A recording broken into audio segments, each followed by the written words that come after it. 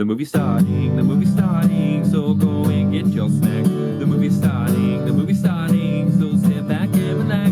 What are we watching? We don't really know. Either way, we're here to enjoy the show, so come on, it's time to go. Oh, the movie's starting.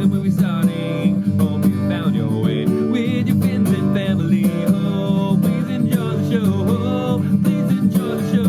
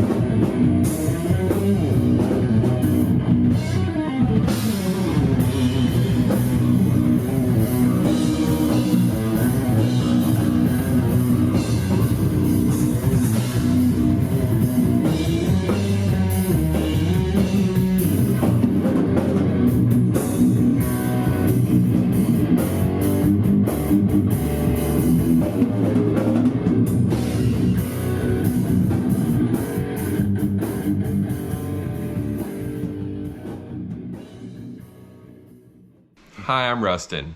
Hi, I'm Ian. And this is a film about local talent by local talent. A lot of people are really passionate about what they do. And we wanted to go out there and capture that. And in this film, we have 8 chapters of local sports and music. So enjoy this film full of inspiring and talented people. Stay tilted.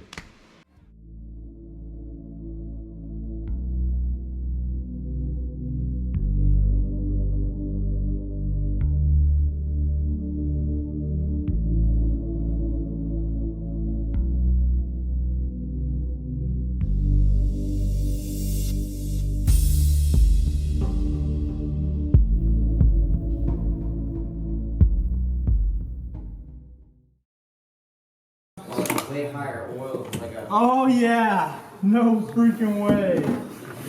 What a blessing. No way. My fuel cable dry rotted off, and it was lucky we caught it before I started jumping, because if that would have happened, probably would have ran out of gas going up the ramp, and it would have been a nasty outcome. I did the came out here for the old Pro Bros episode, remember? And that bike wasn't messed up. Oh yeah, yeah. But I was gonna But you just didn't ride. ride, Yeah, I was just yeah. gonna just ride around. You were doing like Shaolins and stuff, but You guys are it's fun to watch all you guys get together and just like have fun. And, you know what I mean? That's what it's all about. That brotherhood of riding and just pushing each other. Yeah. That's the cool things. Like I say, you know, it breaks your bones, but you know, heals your soul. So I had a pretty bad injury, had a crash. I'll try and throw some clips up of that. Not the actual crash, but some photos of it. When you start sticking bones out your body, it takes a toll on your head. And even you be as safe as you can, it's still something that you kind of deal with in your mind. So that's kind of what it was with me. And now I'm ready to go out there and get some seat time in. So let's just go have some fun and enjoy the day on dirt bike. My heart's a bunch of beating cells right out of my body. Took the same one way always, and it has got me. Self-deprecating, single-mindedness. Fire on fire, what kind of war is this? Caught in the corner of a crossfire. Nothing can pass that star's fire. To sell your soul as he sells his name. The puppeteers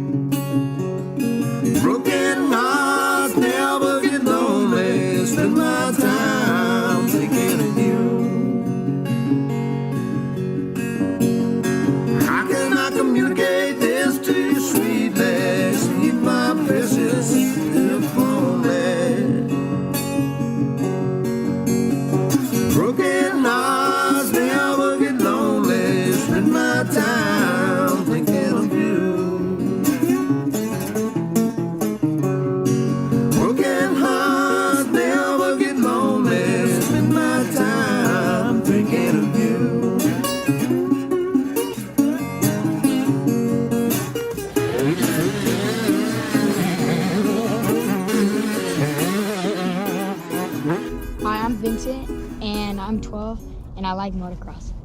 So what do you get out of being involved in the sport? What's it do for you, you know, like as far as like how it makes you feel, and say you had a bad day at school, you know? It makes me feel good.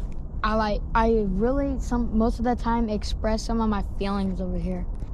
Like when I haven't had a good day at school and I just throw myself out here and I just lose all the anger out of me. Any advice for someone chasing their dreams? Never stop and keep going forward. Don't let anyone else like bring you down. Just keep going. Stay tilted. My name is Max Bowling. My 9-to-5 job is basically school and some dirt bikes.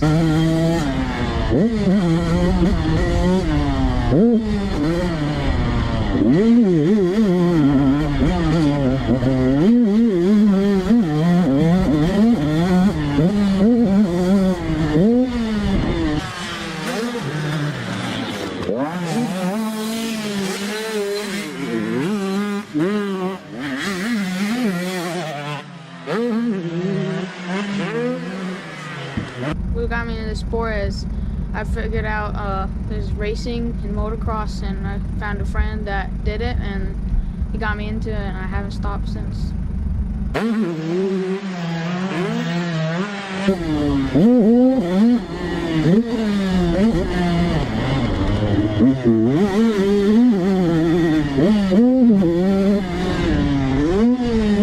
I've been riding dirt bikes for since I was 3 or 5, but I really started riding a motocross track when I was about 9 or 10, and loved it ever since. And what's your current age? My current age is 12. I'm about to turn 13 in about a couple weeks. When I ride a dirt bike, it's nice going through the air, and just everything goes away, and it's just me on my dirt bike. Yeah. Stay tilted.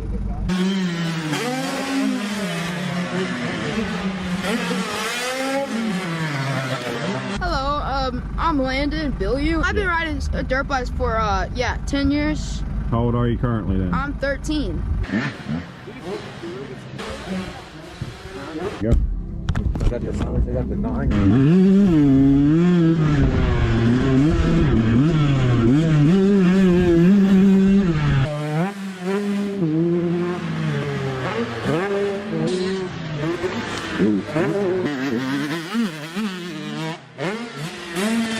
What would you say to others who know nothing about this sport? It's a fun sport. You know, you have to be committed, and go ahead. It's fun. Try it out. I love that.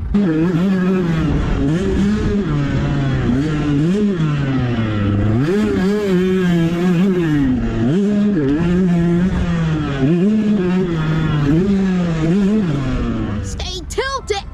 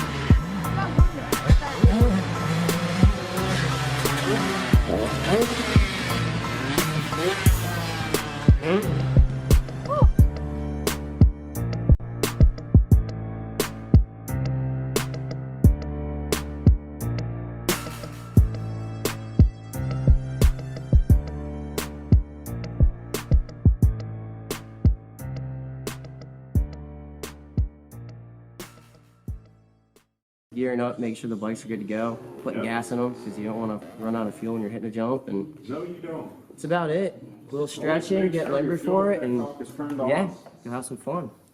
So basically, over time, when you're landing on a dirt bike on the dirt landing, your motor will kind of like tweaking the frame a little bit. So every couple rides, you want to loosen your motor mounts. That way, the motor kind of sets back straight. And when you do it, you'll know when your motor's crooked because Sounds like an old man with his back cracking. You're good, dude. She tight. Yeah, I think it was just leaking. Yeah, we did a top end last night. We were up to like midnight doing it, and Yeah, we were motors on pulling it the bike. apart, and there was hose clamps for the. We have hose clamps on the radiators This to one, right? keeps the motor nice Come on and this cool. side. Come on this side. This guy. Right here, completely loose. That one, all loose, and you could tell like there's a little bit of coolant leaking on the studs. The coolant that came out was like milk loose. Couldn't tell if I was burning coolant or just a loose clamp. Yeah, just loose clamp. We're good. We go over the bikes, right? We'll go over the grab holes, the fenders, when you have the flip levers and hooks, and the reason is because you know, people want to know, like, oh, what's that big old hole in the side? And we'll explain, well, we use that to grab onto, or you know, again, just the different reasons why you cut the fenders down. Some guys cut them down so they don't get caught up. You know, there's all kinds of things that people are just like, well, we didn't really know that, and that's why. It's cool to do. It's cool to educate people at it.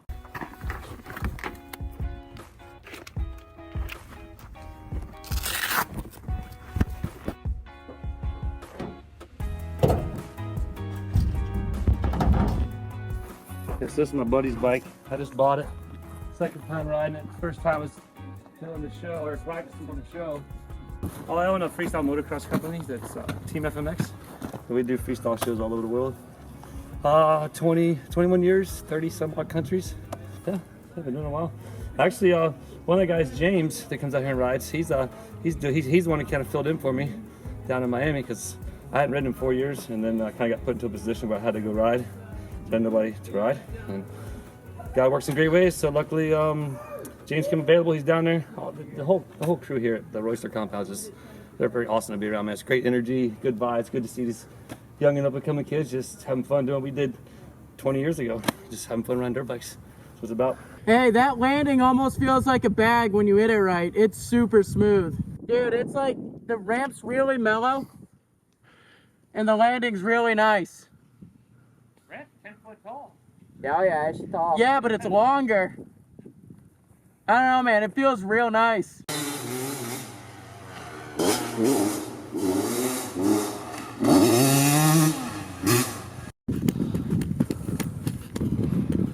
Good old sand, dude. Oh yeah. So I got a mid to hard pack tire that has 0 knobbies on it. So my bike was burning hot. I had to stop. I was like, I having too much fun. thought I smelled something down here. I'm like, Dude. that's not me, is it? No, it's like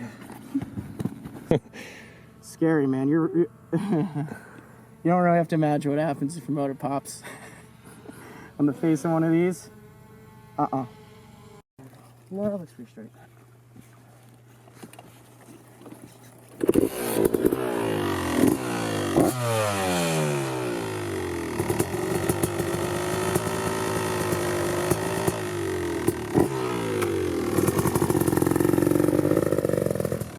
But the star of the show has got some technical difficulties. Huh? But the star of the show has got some technical difficulties, it looks like. Star of the show, Mr. Massive Holy Grab. One-handed hard. Totally man. I'm gonna do one more big rock solid. I'll come back to see if you need me to grab you a knife.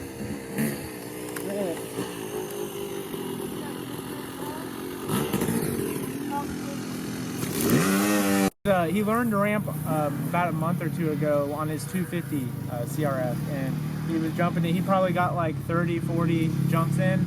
He learned the heel click, and he was learning in part seat grab, and then his bike crapped out on him. But now he's on his old 450 bike, and he's having to relearn. He's only hit a moto a couple times on it, and it's basically like riding a whole new setup. He's never jumped this bike before.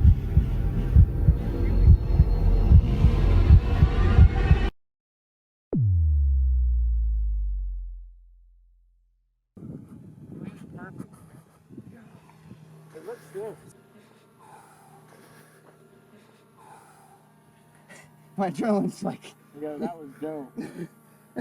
We thought you were gonna keep carrying that speed, but luckily you stopped on the gas. Yeah, I was like, whoa.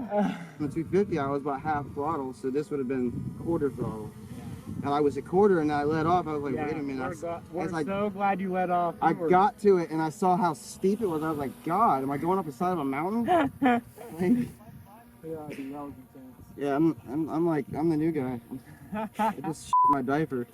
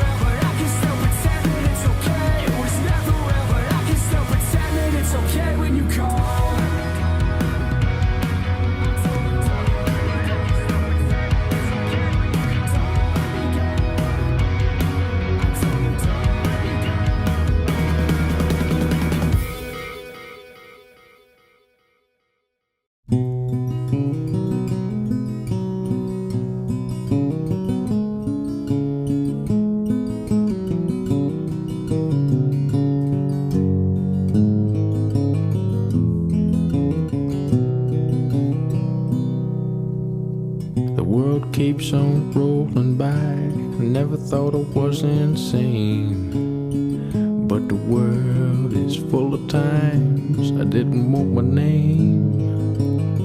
I've been too ashamed. My best friend, I treat him bad.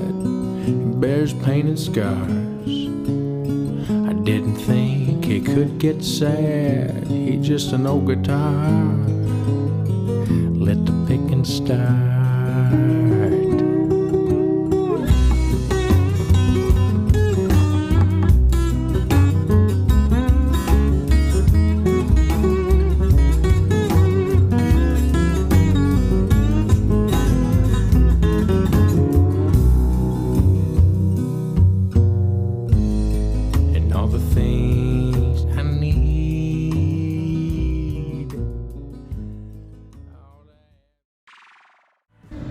Hi, my name's Mackenzie Gayhart, aka Skittles. I'm a professional BMX racer, and I race for Full Tilt Bike Co. and Team USA. What brought you out to this event tonight? How did you end up in High Springs BMX? So I'm out of Fort White, Florida, so I'm like 12 minutes away. So this is home to me, and I've been gone for about 2.5 months, and you know, it's good to be home. And I love coming out here because I can ride with all my friends that I have here, and then all the little ones. So I normally do my trainings in the morning, so when I come out here I could have more of like free time. So I really like helping all the new kids and riding with basically my homies that I've been riding with for the last couple of years. It's good to see them. How did you even get involved in BMX?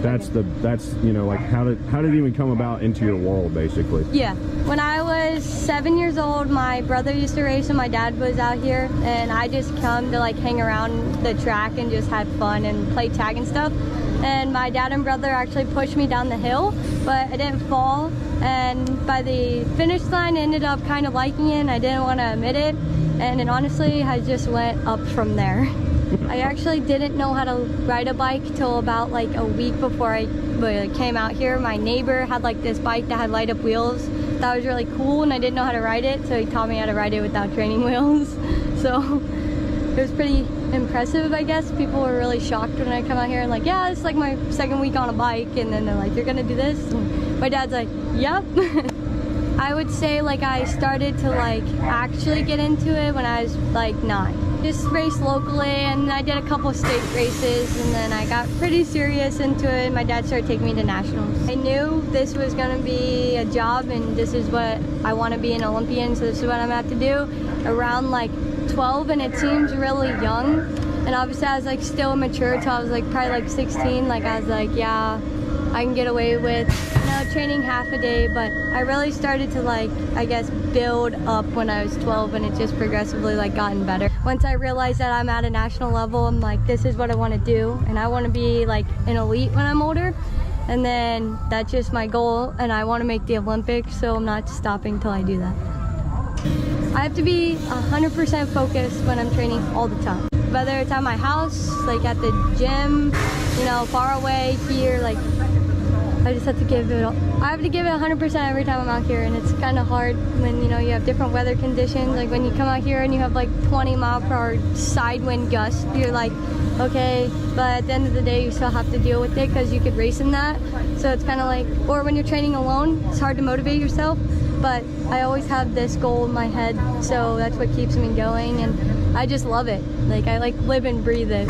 Everyone's like, oh, what do you do? Like, because you have decked on Team USA. I'm like, yeah, I'm a BMX racer. And they're like, oh, you do tricks? And I'm like, no. And they're like, oh, it's easier, right? Because you just have to pedal. And I'm like, I mean, everybody says that till you get on the track and you hit a lip and you get all squirrely, and it's kind of like, they're like, whoa. Or like the best thing is people come out to the track and they see like girls doing it, and they're like, oh, you can do this, or like, are you that good? And then I like do a lap and I'll jump some of the boys, and they're like, wow, you're really good. And I'm just like, yeah, I mean, I've been doing it for a while, but I'm really competitive, and like one of my biggest things is I like to out jump pretty much all the boys. Like, so if I see them eyeing up a jump, even if I'm like not confident to do it, I'm just like, all right, I'm gonna do it just to like have everybody like, wow, she jumps so good. And what would you say to others that know absolutely nothing about BMX and would possibly maybe want to get involved, but they just don't know anything about it? I'd say just come to the track. spectate. There's always someone, doesn't matter where you're at, there's always someone that's gonna help you out. They'll get you what you need, your bike, your pants or whatever, and just try it and just have fun. Don't worry about what other people think of you, because at one point they were just like that, or possibly even worse, so you just have to keep your head high and just have fun with it. Stay tilted. And having Skittles here as a local, and she just turned pro, and then now she got onto the U.S. team and stuff, so she's representing the Youth 23, so that's awesome and stuff. And I know it's her birthday too today, so.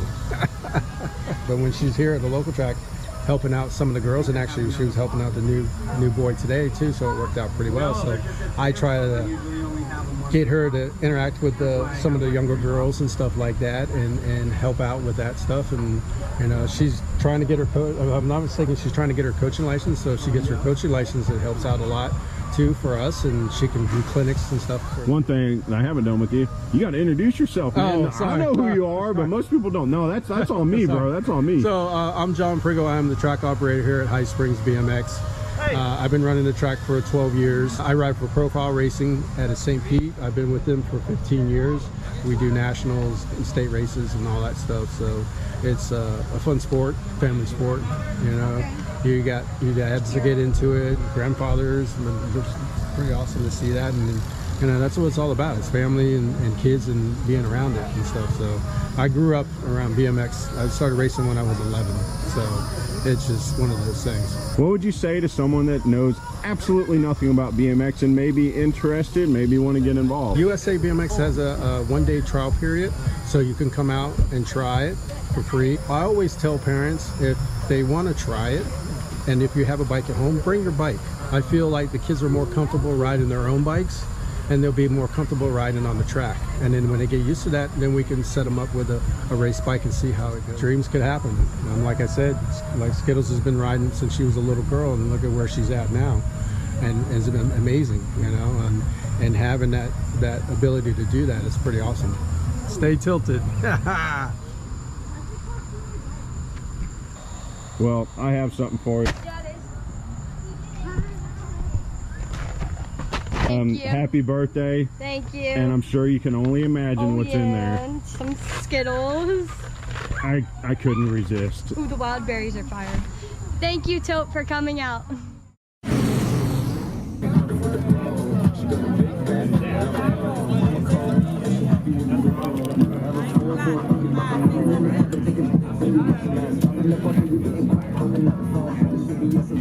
My name is Madison Farron. We are here for our Dave & Buster's and Ride Now Gainesville Bike Night every second Friday of the month from 7 to 10 p.m. It's a little wet this month, but we're still out here. We still got bikes here. We're still here. Riders don't care. We're here.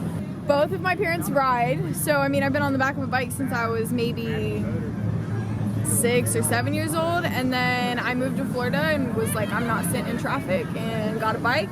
And I am the marketing coordinator for Ride Now Power Sports in Gainesville, so I was like, let's start a bike night. And I talked to the GM, and he was like, it's weird, it's a little funky, but I'm with it because it's a kids arcade, but it's a very community inclusive, family friendly event. We have bike wash girls on site, we have units on site. There's normally 200 bikes in the parking lot at minimum. We've got vendors normally popping out the parking lot, a beer tent outside, games inside, discounts left and right. I mean, you name it, we got it. Hottest bike night in Florida. You want to be here. So you started this? I did. I had the help of an amazing team. I could not have done it without them. Honestly, the support of the community was really what built it. I'm backup, so I'm the one that makes sure that like nobody falls or slips or trips. But really the community built it. I mean, between everybody talking about it, sharing the post, and social media, really, they did that. But yeah, very proud of what we've built here, and it actually has started up in Daytona. It started up in Jacksonville. It's soon to start up in some Georgia locations with our dealerships, I believe. And because of what we started here, like, it just has been so successful within the community and creating an environment where people can share their passion safely and show off their bikes. Like, come show us what you've built. Like, we want to see that, you know what I mean? This is H2 Mike. Shout out to H2 Mike. Follow him on Instagram and Facebook. But we definitely want to see what you guys are passionate about. I'm passionate about this, and that's what was so easy to make it, I guess, a success. You know, I needed to create. I needed to come here and do this, and I've done it, and I have learned so much about people and networking and marketing and everything. So I personally am moving on to Palm Bay area, so stay tuned. Definitely follow my accounts and social medias. I can have him like maybe link them or something so we can do that, but I will be moving to Space Coast area. Stay tuned, I've got some big things planned. Ride Now Gainesville will continue to have their bike night every second Friday of the month from 7 to 10 p.m. It will not cancel, it will not stop, it's going to be here. The DJ's already getting tuned up. We're getting ready, guys. You don't want to miss it. Ace Cafe is no longer a bike night, so I am either trying to make this one or my next personal bike night, the hottest bike night in all of Florida. Thank you guys for listening to me blabber on, and stay tilted. Alrighty, so my name is Ethan Sanino Sensei. Long story short, we're out here supporting the community. It's all about the lifestyle, the culture. So we're out here showing out. I think the bike culture started when I was young. It started when I was out at my mom's house in Puerto Rico, and my neighbor had a bike. They put me on a bike itself, and I think from that moment on, it just kind of resonated with me, and I rode with it ever since. All depends. Kind of like a solo rider. Wherever I stay on the road, we just kind of tag team and go from there. But for the most part, probably the co-workers over at Harley, because I work over at Harley Davidson. And if not that, the crew over here right now. I think it brings the best out of people. Because when it comes to riders, they're unapologetically themselves. And to kind of crack it down in a nutshell, it's just wearing your heart on your sleeve.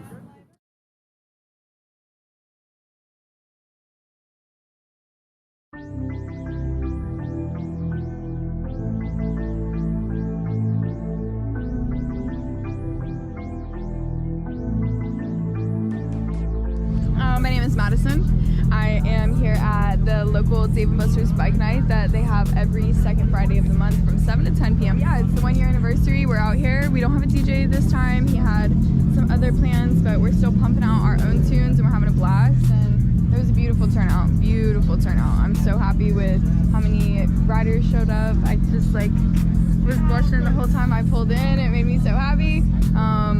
I drove about 2.5 hours to be here, probably for an hour and a half, and then I'm gonna head back to where I have recently moved to. So definitely was a hike, but it was worth it. My loyalty runs deep to this event and to the culture that lies beneath it. At the end of the day, I'm a rider and I love it. I just love this. I'm so happy. What are you making for the 1 year anniversary?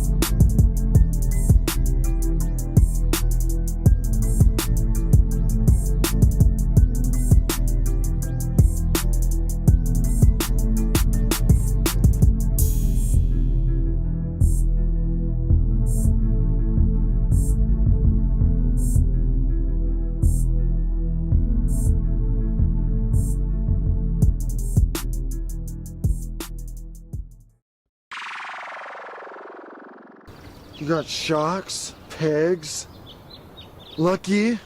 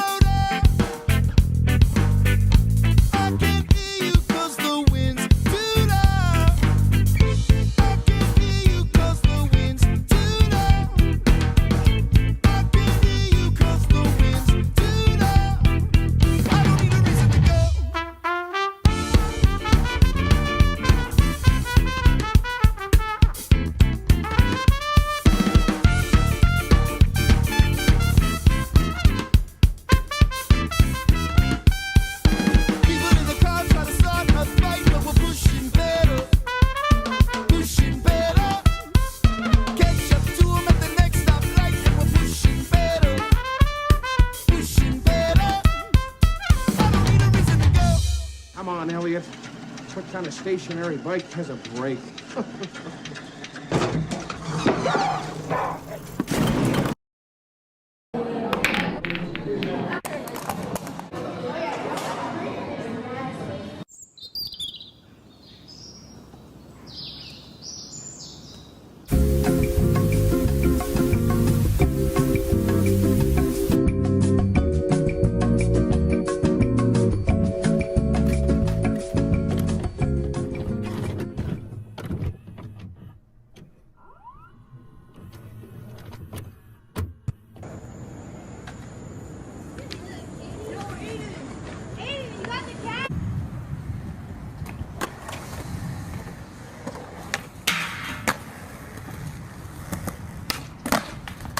Whoa.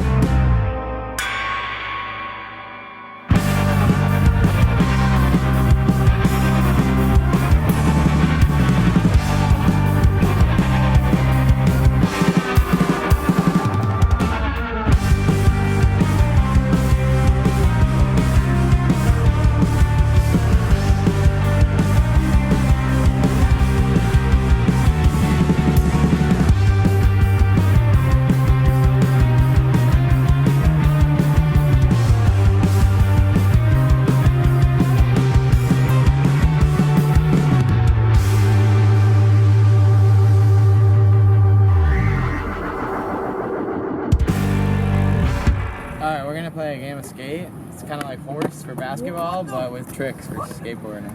He like underflipped it, caught it with his back foot. Wait. To the bad side. Wow. You guys, oh, that's oh, that's hunger for me. Oh! Yeah, just because you landed like 4 tricks in them. Yeah, everyone's like, nah, dude. doing the turn, which that's not bad in itself either. That just means that you're probably turning either your shoulders or your hips. Okay. But usually in skating, if you're turning one way, it's because your shoulders are turning one way and then your hips are following. And that'll help you a lot with 180s later. It's like, it's actually good that you're doing that. But yeah, Thank you. Appreciate it. Right on. It's called a back 360 Okay. And why are you trying to learn it? because I'm trash and I want to get better. Okay.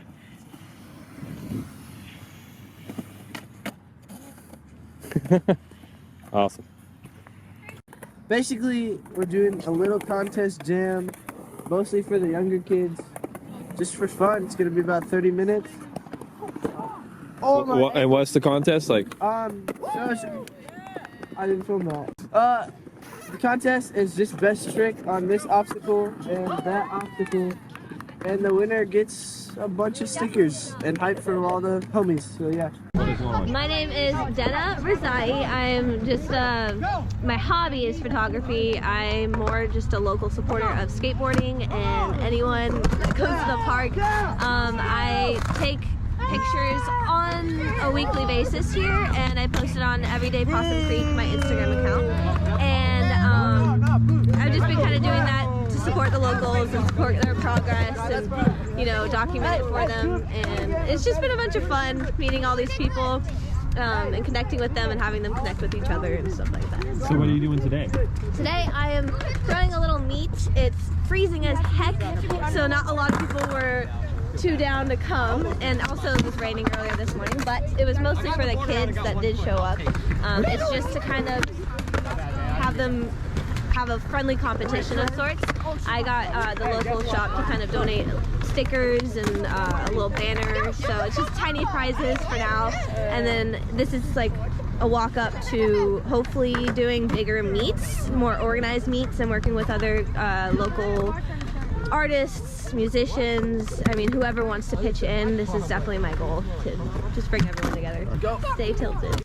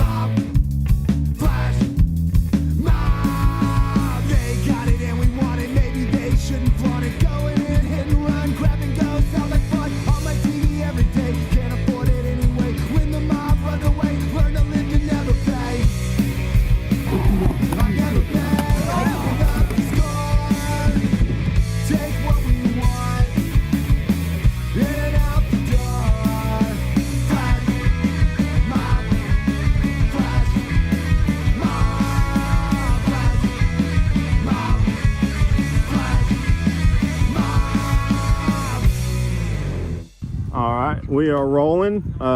We are out here at the Ocala Skate Park, and I just happened to walk right into an event and met this guy. Your name is Brandon, correct? Brandon, yep. All right, well here we go, man. Tell me a little about what's going on today.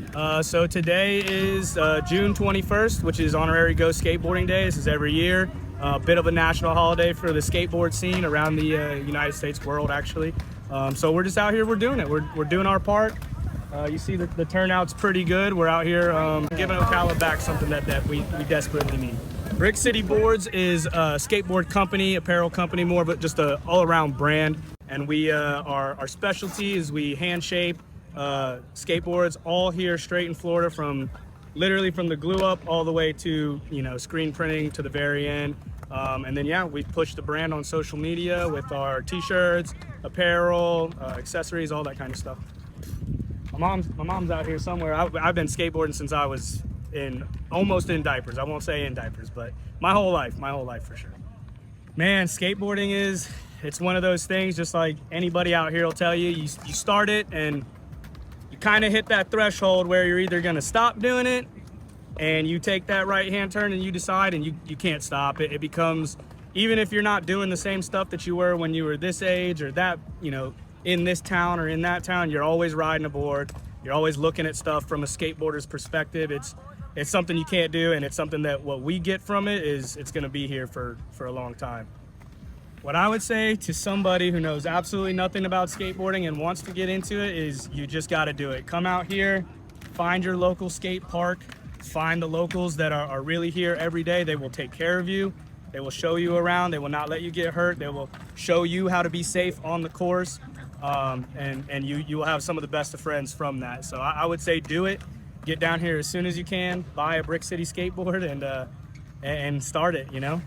We wouldn't be out here, or, you know, 20 something years later still doing this from a little kid skating in this town if we gave up on our dreams and gave up on the passion. So these kids need it, and we're here to provide that, and we love it. We don't want anything else.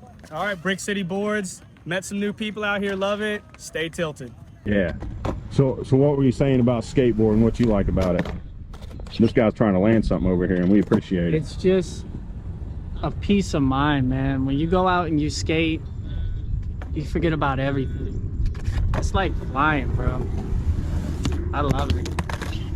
This is why I don't try anything cool. Because everything cool takes hours. Just have fun. Don't worry about landing a trick. Don't worry about stressing out. Just enjoy your time.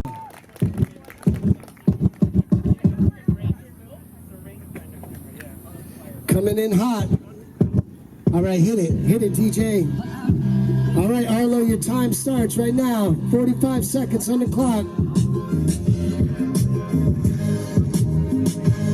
Yeah, starting out with the big ollie into the witch ditch right there. Thing is cursed. I never seen anybody going it backwards like that. Yeah, Arlo.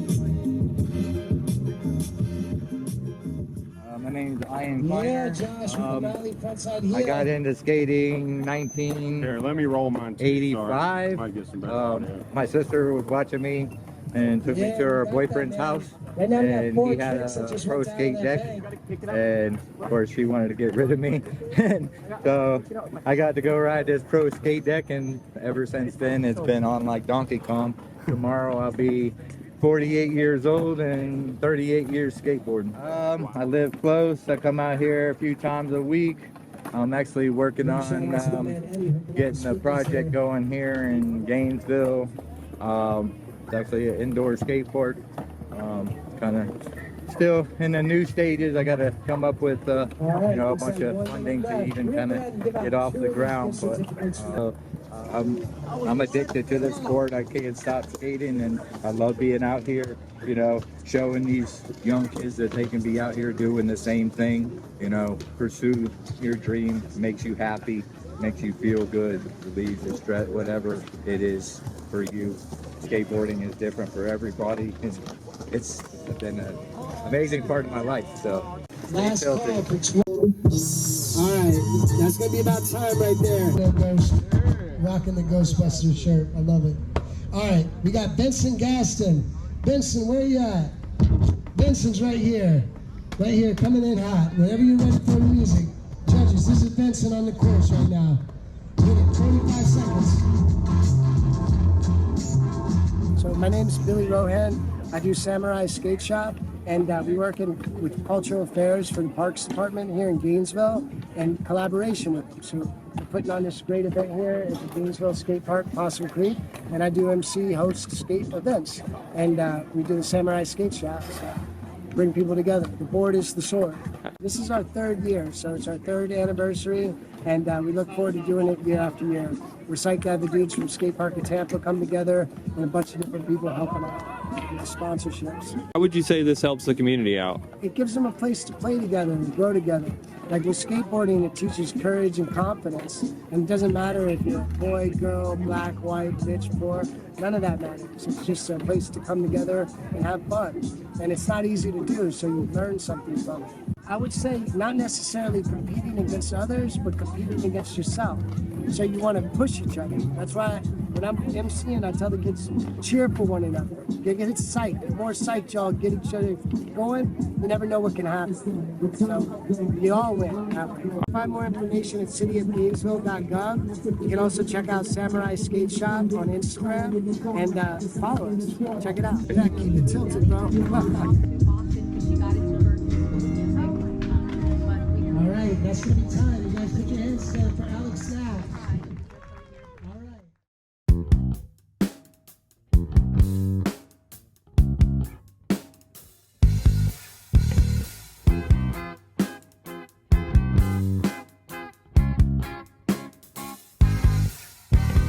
I'm in no position to argue. I won't do it again. I won't say it again. I'll drop all my attitude. I won't play it again. I won't do it again. But let's be honest as anybody can. We've tried so many avenues. Does it really matter now? Does it really matter? I don't know who you talk to. They all feel strong about being wrong. But let's be honest as anybody can. I know, I'm hoping you see it for what it is. I'm hoping you see it for what it is. You've been so mistreated. You're the only one who truly believes it. All right, so bad. You're the only one who keeps looking back. But let's be honest as anybody can.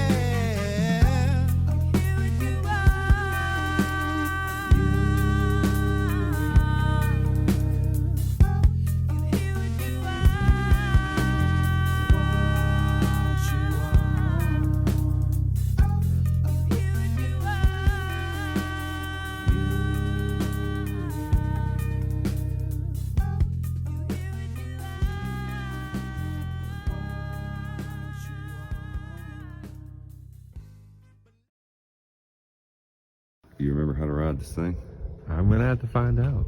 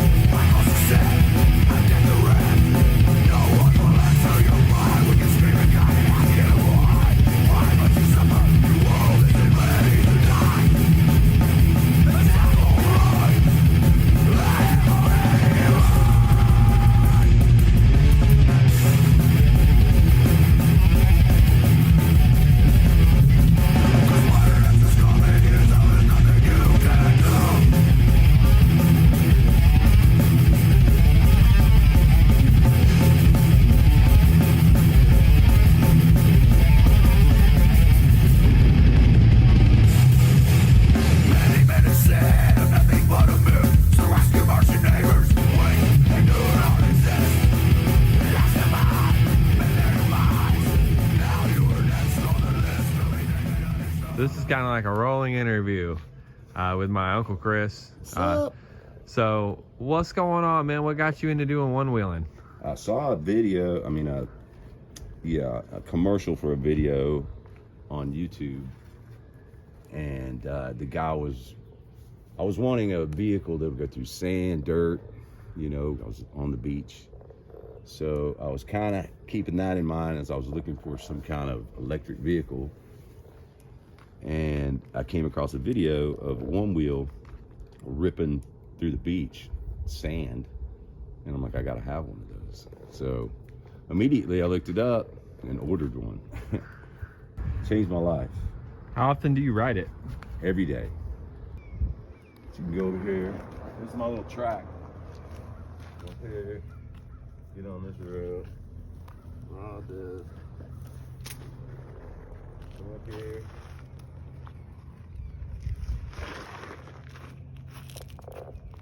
Then I go off the sleds.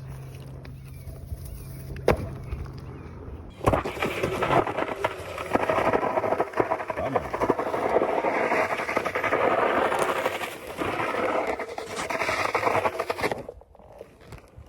New mat, brain bucket, and here's some gloves.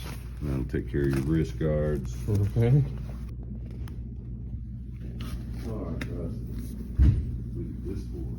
This is the newest GT. You filming? Hmm? This is the newest GT. It's supposedly 32 miles. I've heard some dude had it up to 30 miles an hour, but you can do a comfortable 18 miles an hour. Our weight. It's got another horsepower and a fatter battery. It's bigger tire. Concave foot pads. What else? It's still, everybody's still working it out, but it's a good board. I like it. And it's really powerful. Oh, we did all that. I'm having a lot of fun. Look at all that learning. Look how much faster I jumped on the board. Yeah, trails teach you, I think. Yeah. I think trails help you get better. It's not too bodily like demanding, but it definitely is a little.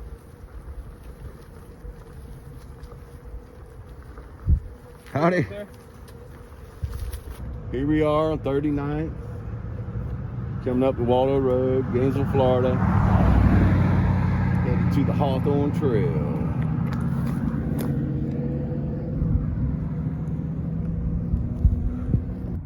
So this is Major John Allison. I come and visit him a lot out here at the airport, and I take a picture of my board, my XR. This is my XR with home brews, and I got the Burris Rad, Street Rad on there. Definitely gotta have the Cush low in the back. Got me some protectors, and I always take a picture of my board on here. And if you're Bodie Harrison or Jeff McCosker, you get on the board and you jump off of here, but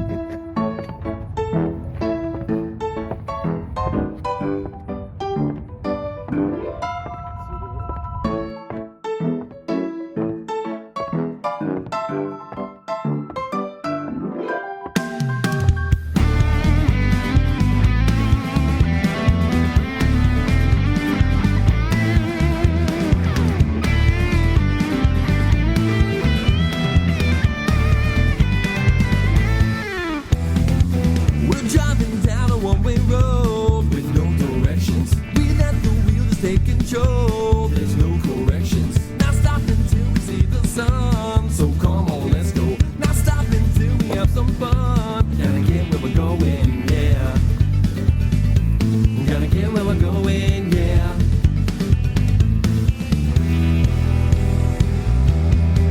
Well, let life just show you the way.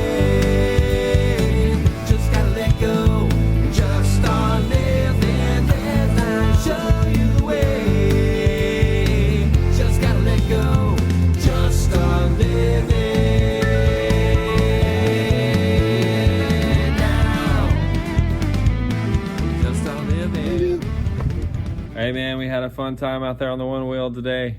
Y'all get out there and get yourself a one wheel too, man. That was a fun time, man. Tilted. Say tilted.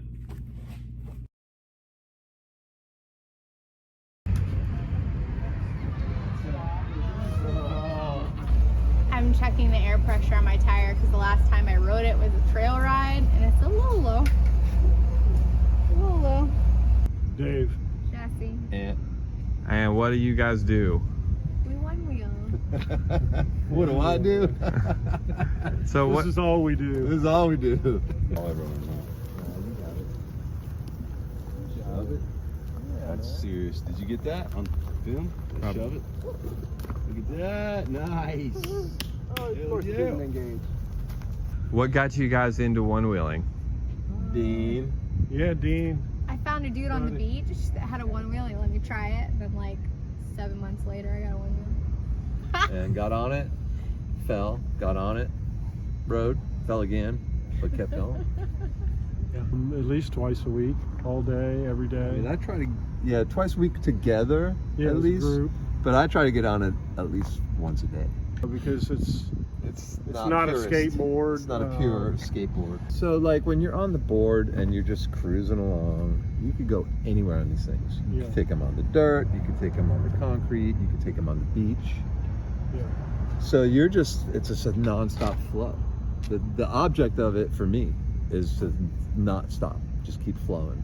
And if I get to a point where I'm stuck, either turn around or try to go over it. And that, like on a bike, you really can't do. If you have to get to a curb, you can either try to hop the curb, but most people on a nice bike, they'll pick it up. It's kind of like being free. It's kind of like surfing, quiet, and snowboarding and skating all wrapped into one. Get out there and get on a one wheel. Stay tilted.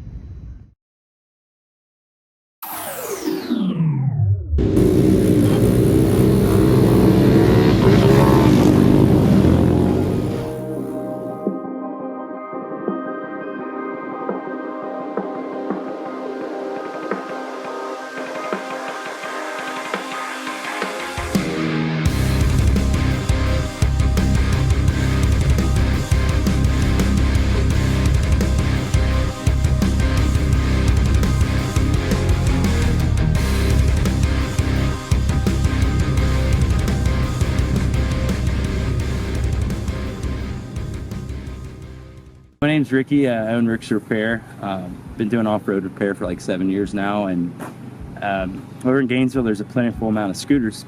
There was a lot that were either abandoned or trade-in, stuff of this nature that were just coming available, and a lot of them just didn't have titles or something of this nature, and we wanted to purpose them and instead of just throwing them away to the scrapyard. So we started putting performance parts to them, and kind of started from there. We made them faster, we got kind of competitive with it, and now it's the thing we do. Like I said, we started out just kind of trail riding with them, found out we could put some off-roady stuff on them, and then found full-blown race tires to put on them, and yeah, make it a real thing.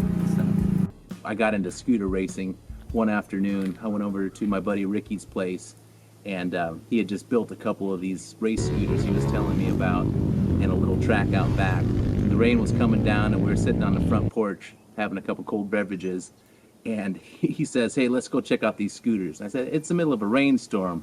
He says, "Come on, let's do it." So there we were, hopping on these two little 50cc scooters, and we went out back to his place, and he had a spot cleared off, and that was probably one of the best things that I've ever done in my life. We just had such a blast that day, covered in mud. Brought the scooters back up and got back up onto his porch and reminisced about it, and I said, this thing could be big.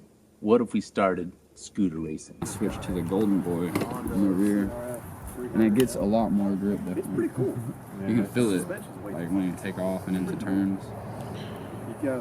Ricky's got 3 of those same exact kinds. Yeah, this one's a little bit bigger than his old one. He got the even bigger one now. Yeah, that big one's nice.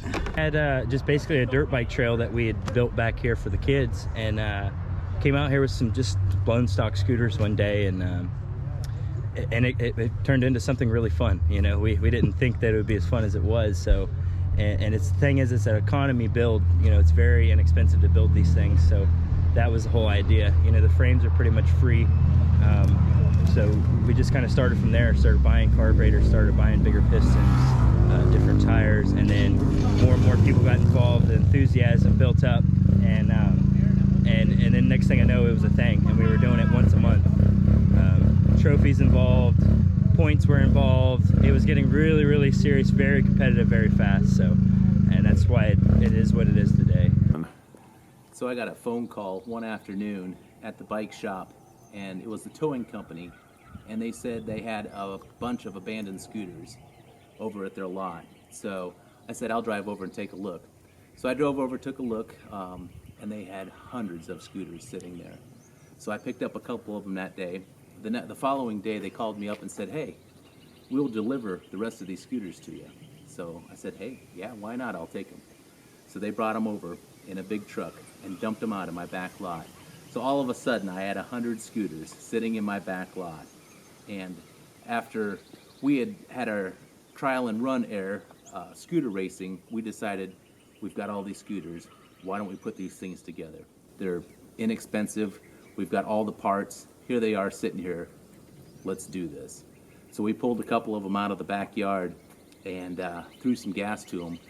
And surprisingly, they fired right up. And we had a couple scooters to put onto the racetrack to start the Scooter Racing Association. And for $10, you can buy parts for these things. You can put these motors together. And that first year, it was a pretty tight competition. And after that, modifications were done. Engines were getting bigger, race gas, all these high-performance parts, which are still inexpensive in this scooter world. You could buy a race scooter and be in it for $500, whereas a motorcycle or a race car would cost you thousands of dollars. And in my opinion, I think it's the same amount of enjoyment racing these little scooters, the smaller CC scooters, than it is anything else. I don't know why, but it's been a blast these last couple of years. You got a zip tie? It's the same CDIs that you changed the horn. Yeah, right. So for anybody that wouldn't know, why would a bad CDI cause so much problem with the scooter starting up right now? The CDI is the computer distribution ignition system, so it is what makes the thing start. Gotcha. Delivers spark. So it signals. Little box. It talks to the spark plug. That essentially is the ECU on one of these. All right. There's no real much technology to them. In case I fall when I leave. No? There you go. So what team? You got a name? America. What's that? America. I'll take it Team America. Heck yeah. Oh look, he might want to join the team too. I don't know, man. It's getting wild. We got a lot of red, white, and blue out here today.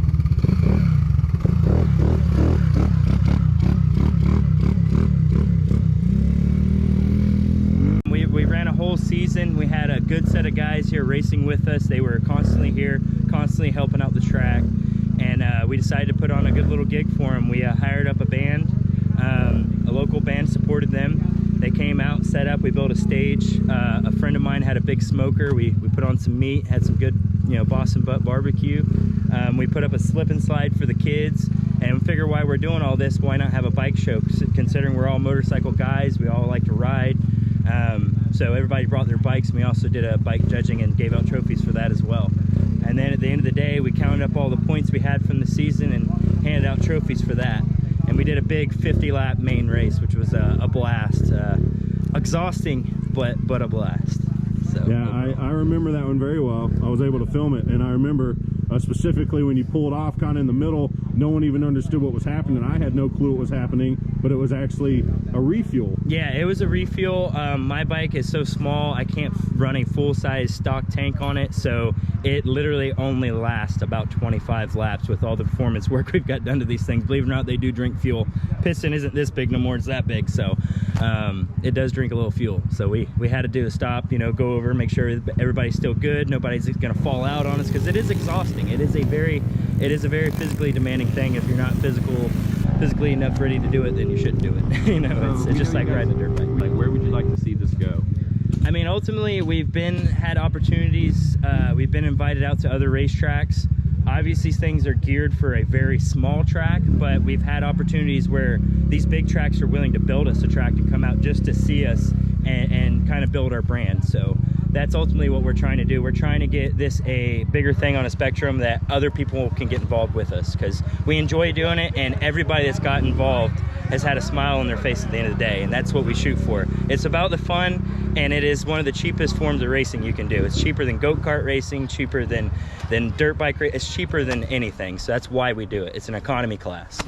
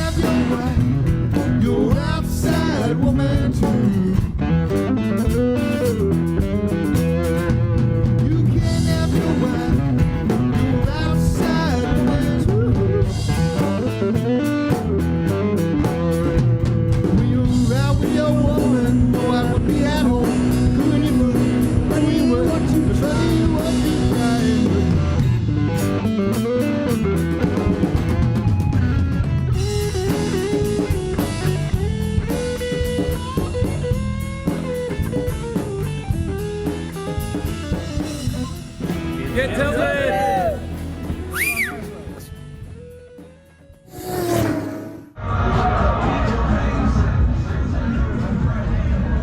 Oh, wait, it's back out? Hey, you going back out?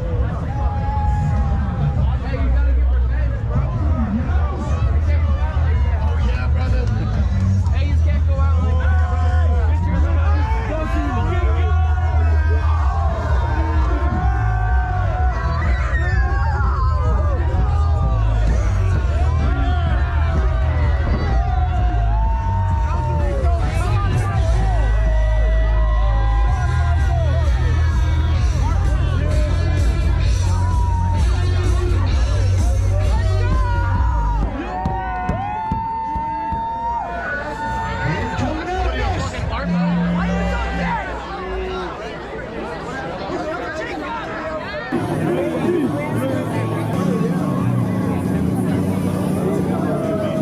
Are you guys ready out there? Oh, no, no, no, Gainesville. I say, are you ready? Ladies and gentlemen, give it up for Doomsday.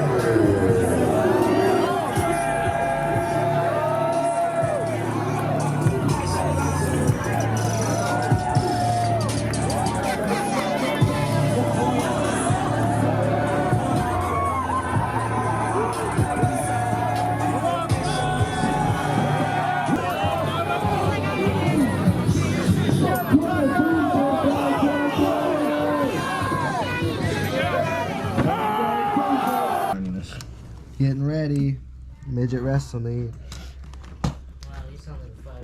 You sound like a 5-year-old. Baby, Boombox is #1 in this game. #1. Can't touch me. What's the slogan?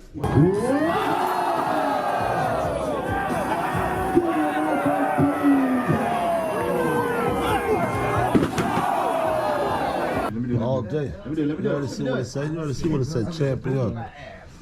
EDW. Champion. Oh yeah, see? People have no idea. My name's Shartayla.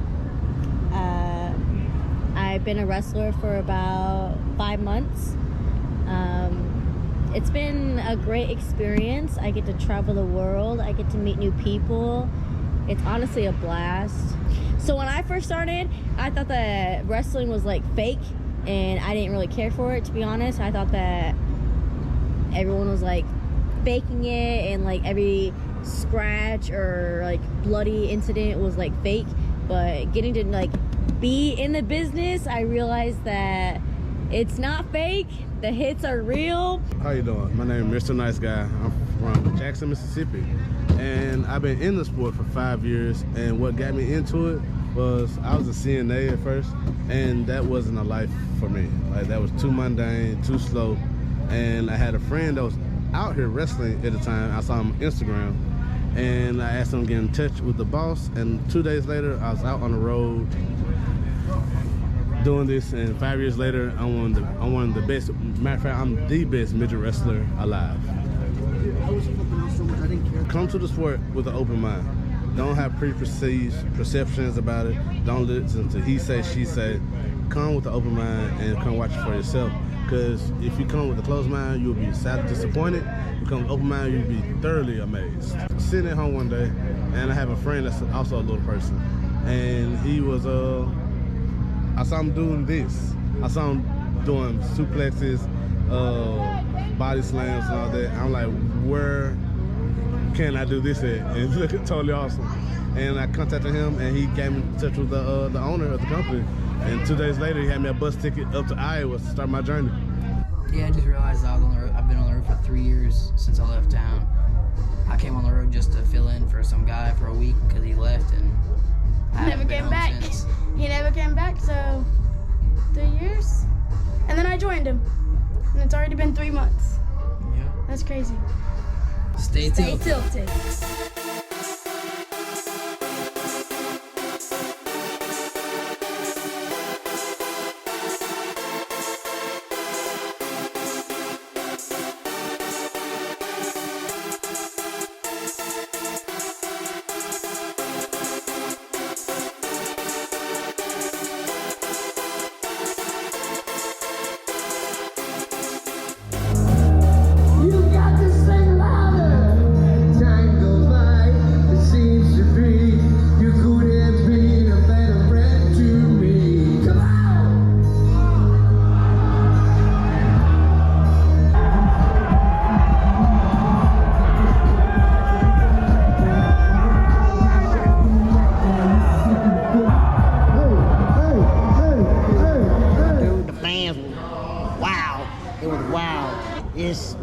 Mike Crow Jackson, and I work for the Micro Wrestling Federation. And my name is exactly what it sounds like, a small Michael Jackson impersonator. And I've been more than that. I'm kind of more than that. I'm Mike Crow Jackson, you know. My main gig is I am a halftime referee for all the matches and halftime dancer performer for the rest. How did you get involved into this business? Well, years ago, I remember I was dating this girl, and she, somewhere near, like where I was lived at, they came, and then she was like, she heard about it before I did. She was like, there's some people that look like, because at the time, I was the only little person I had known, and to her, I'm the only little person that she knows as well. So with that being said, she like, there's some people that like you. She didn't even know the words for it. There's some people that like you and they're wrestling. I'm like, oh, that sounds cool. I didn't even go to the show, she went. I ended up getting back involved in the company. I saw them somewhere, and I was like, oh, that's the same company. And ever since then, they met me. We hit it out. How many years have I been involved in the wrestling business? 3 years now. If someone's interested in this and they see it and they want to get involved, how would you suggest that for them? If someone wants to get involved in this? Well, first, we don't have much room for, this is the first time I get to say this, there's a height requirement. That's number one. So people that are above the height 4 feet and 11 inches, you don't meet the height requirement. That's number one. Now, if you do, you should probably go to microwrestling.com. Right here. There, email us, because we answer our email, or you can call that number on the back once again, or come to a Micro Wrestling show. We'll give you an interview on the spot. Yeah, right on the spot. To make that long story short, we got certain little people who feel different about what we do, while the others feel the other way. So I feel like we're pushing the boundaries of what we can and can't do. What do you think that this does for the community? It boosts, it helps. Yes, it helps us and expose our talents. If you got a passion, you got a dream, never give up, keep going. Some of the doors have been shutting on me all my life, and I forced them and I burst them back open. So you just gotta have that mentality. Even when you ain't confident, make them believe that you are. Stay diligent. Hey, this is Little Show, the Redneck Brawler. I work for Micro Wrestling Federation. So I've been doing it for 20 years. Got into it with Memphis Power Pro Wrestling with Jerry the King Lawler. Me and my brother, Baby Jesus, we was in there. We got in there and basically just wanted to do a little comedy act. You know, we wasn't very good, wasn't trained, but we got in there, did it for like a month. Probably fast forward a year, I was already wrestling. Started doing in gyms and in the indie circuit, working for like hot dogs and food, maybe your gas if you're lucky. So I'm like old school. Everything that's happened, I don't regret it because it made me the wrestler that I am today. How did it come to my world was my cousin, second cousin, Grady Watson. He was real friends with Jerry the King Lawler. Jerry's like, hey, I got an idea. We need little guys though. Well, there was no little guys around. Only little guys around was, shout out to Little Hollywood. But at that time, I don't know if he was wrestling or if he was doing other stuff. So he's like, well, I know these two guys. They're, kids, 13, 12. He's like, all right, let's see what they can do. Came in there. What can you do? They would hit a couple back flips, a couple worms, just acrobatic stuff. And then Jerry just loved it. And so, like I said, we was there for like a month, and that's kind of how I got into it. Okay. How would you suggest to someone nowadays? Now, you had the old school, like the actual, bring up in it. But if someone's just watching it one time, comes to a show or something, and they're like, Definitely need to be trained. You definitely, if you're 5 foot under, come to Micro Wrestling. We got trainers all day. We got Cody Hawk. He trains all of them. Dean Ambrose. Really? John Moxley, yes. He also trained LA Knight. So he has big names that are real big in this business that he's trained, and he's training all of us too. So even though I've been in the business 20 years, I'm steadily learning stuff from him. So shout out to Cody Hawk. Appreciate all the work he's done for us. Yeah, if you're under 5 foot, come to Micro Wrestling, boom. But if not, if you're in a town and there is a indie or there's a little wrestling that's going along every Saturday, every Friday, go there. Pay your dues. Help with the ring. That is the key. Paying your dues in this business It's a big key, especially for old school guys. What would you say about the never give up and kind of the inspiration and motivation for someone that's just like, feels like, you know, everything's against them and they're having some problems breaking through some stuff? Hey man, the world's against you every time, every day. It's up to you to make your, what you know, look at me. Look at the situation, right? Yeah, I'm short. God gave me lemon and I made lemonade. Right. Was it easy? No. The people say I couldn't do it. Yes. How many surgeries have I had? 5 knee surgeries. Now, with everything, there are consequences. But if you work really hard, really, really hard, and just put your mind to it and have faith, believe that you can do it, and ask Him, because you can't do nothing without the Almighty God. Nobody can, not even me. Then you'll make it. Stay tilted.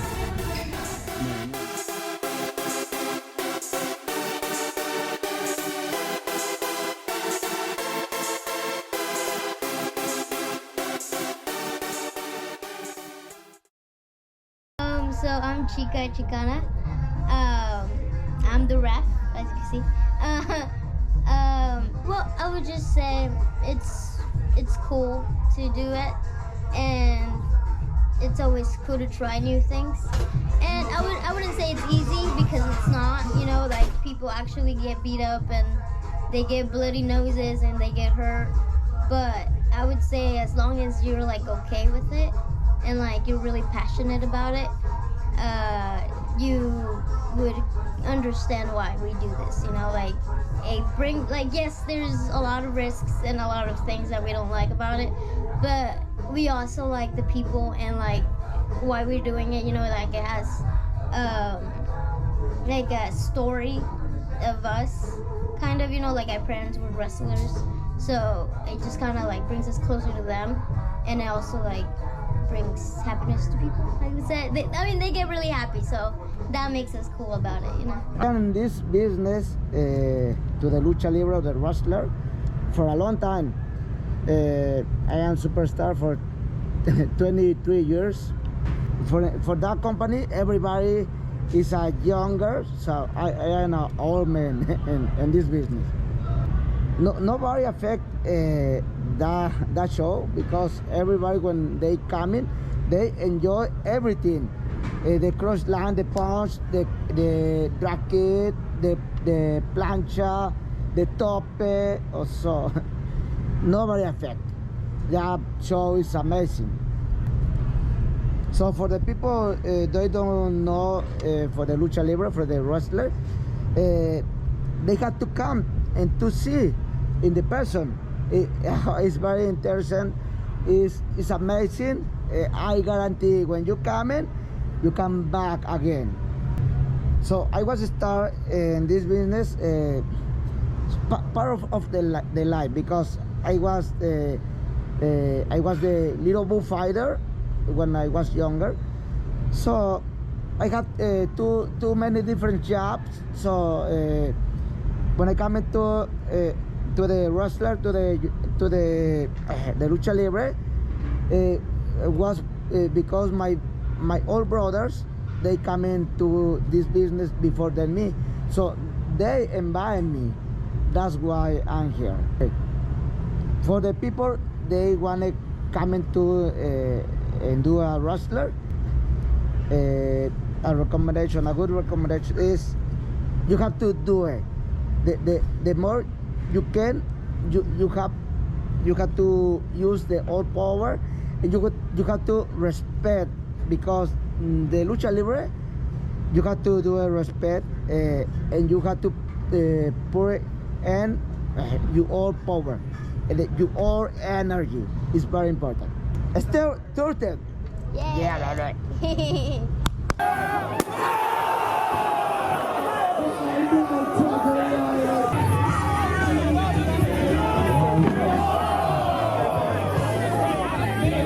How does this sport affect the community? It's actually it could be on either side, because we have some people who absolutely disagree with the word using midget with what we're doing, and they say we're a sideshow and we're also not, a good representation of the community. But then there's also people who are on the flip side where they absolutely adore us and they absolutely support us because we're showing people that we're able to do anything we want and be athletic as any other person is. A person that's 6'2", we're just as athletic as they are.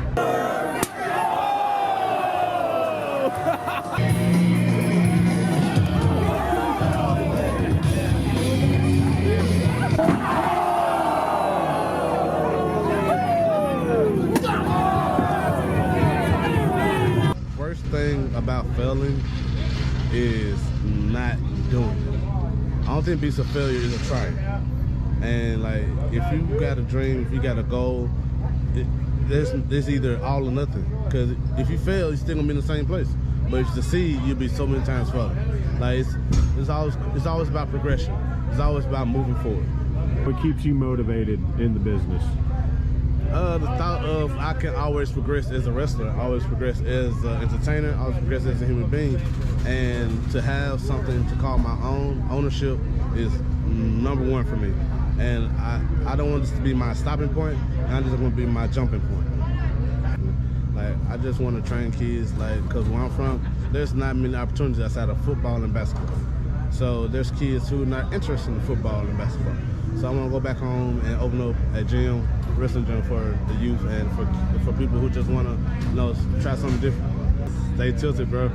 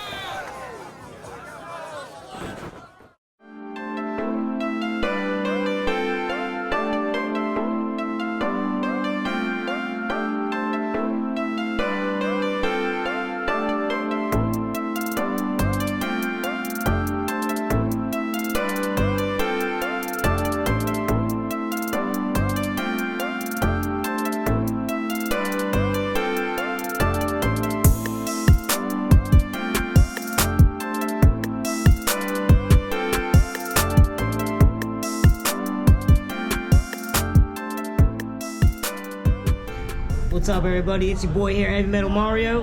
How long you been in the business? 8 years. Currently, I am with Micromania.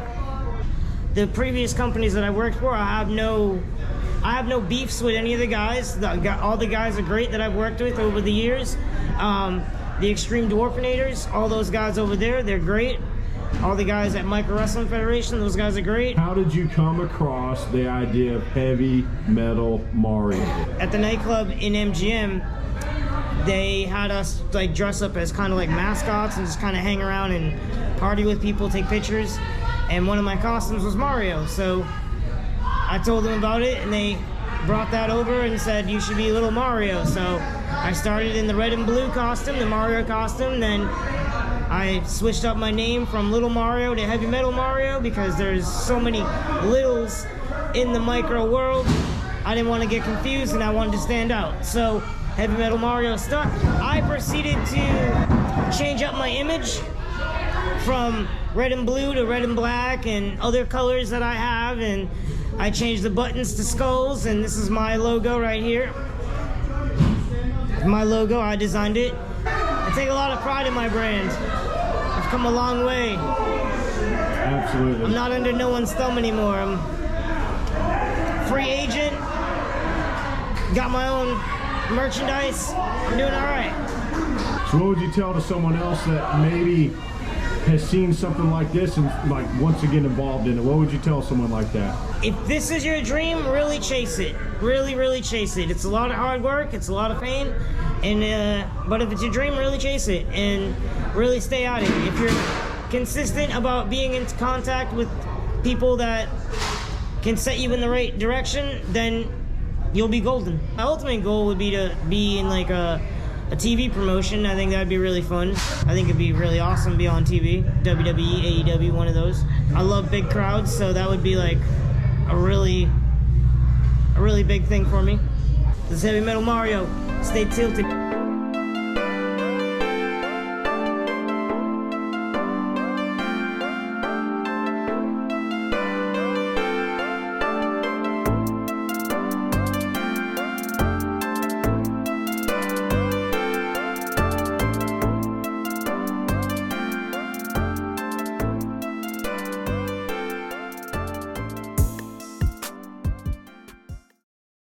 It's like the crowd was still like trying to, like they were going for me, bro. I'm like, okay, they're going for Tucker or me or not.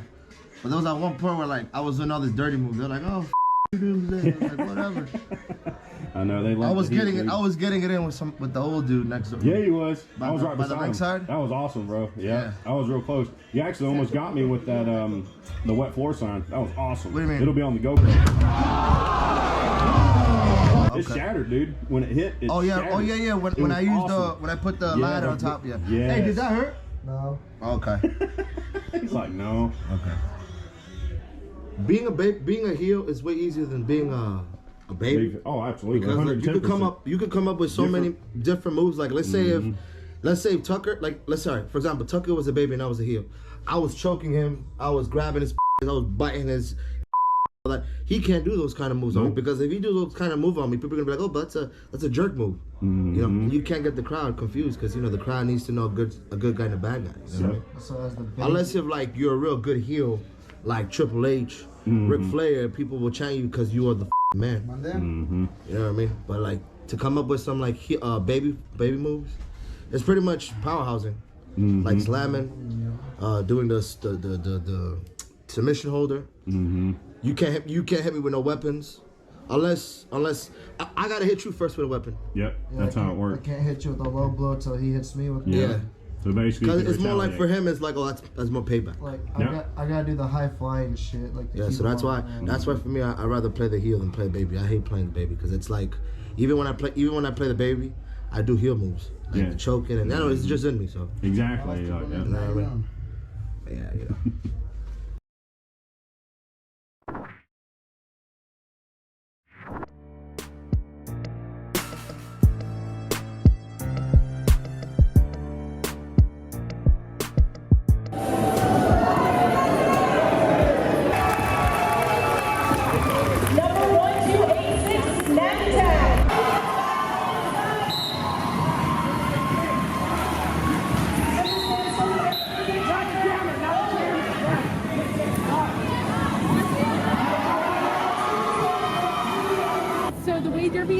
is there's 2 teams on the track. There's 5 people from each team. There's 2 teams on the track. 1 person from each team is a jammer, and their goal is to lap the other team as many times as they can. Each time they lap the team, they get 4 points because there's 4 other people on the team. There's 2-minute, each jam is 2 minutes, but they can call it off. They'll do this. They can call it off and not let the other team catch up. So sometimes it's 10 seconds, sometimes it's 2 minutes, but never longer than 2 minutes. Everyone else is a blocker, 2 jammers, 2 pivots. The pivots are kind of like the captains of the offense, and they'll have specially marked helmets. The jammers have stars and the pivots have lines. Okay. Otherwise, the jammer is going to serve the same amount of time. Stand at 20, done at 30. Okay. Okay, what this here is for, what does your stopwatch say when you stop the jam because you heard a tweet, tweet, tweet, tweet? If your stopwatch says 25, that's what you write there. My real name is Polly Klein, and my derby name is Sicko Spellcheck, number 207. I watched the movie With It quite a few years ago, and I always wanted to do roller derby, but it was never the right time. I never had the time to do it, and my work schedule wasn't right. And finally, I moved to Gainesville, and just everything fell into place, and I joined the Gainesville Roller Rebels. It's been such a great opportunity to kind of find myself. It's such an empowering sport to play. A lot of people join roller derby having never played a team sport before, or maybe having never done anything athletic in their life. And they just automatically get this community of like 35 people that are just so awesome and inclusive. It's such a great space to be in, to be a part of. The community is really important to us. I mean, that's why we're here. We oversold, tonight. We've had people standing in the corner, which is the first time that's happened this year. It was super exciting. And they were still having a great time. So the reason we were able to put on these bouts is because of our volunteers. We have non-skating officials and refs and everybody who's running the merch table, the ticketing table, all of that is people who are volunteering their time to be here. Nobody gets paid. I get tilted.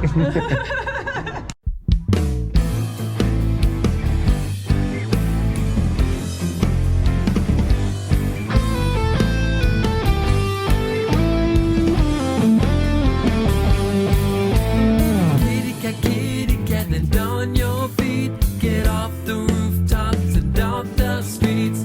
If you keep walking in front of cars, then your 9 lives ain't gonna go too far.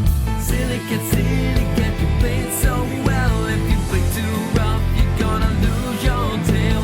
9 lives are counting down to 1, so take it easy or your day will come. Hi, I am Nadine Karime, and I skate under Kitty Claus. My number is 961. I got into roller derby because I was looking for a sport for adults, and it's really hard to find one. So this is it. There's what's really cool about derby is it's 18 and up, and all body types are accepted and useful, and that is very rare when you play sports. So tall, thin, short, bigger, all useful, and it's a lot of fun. So you get to cross paths with a lot of people that you wouldn't have in general. So yeah, I've always skated, and I just love going fast. There's always so much to learn, so it's really interesting. There's always like a new technique or something you can do better. I have a thing, and I say my alter ego never gives up because I'm Kitty Claus. So you have to have that split that pushes you. You have to be your own cheerleader. Join roller derby.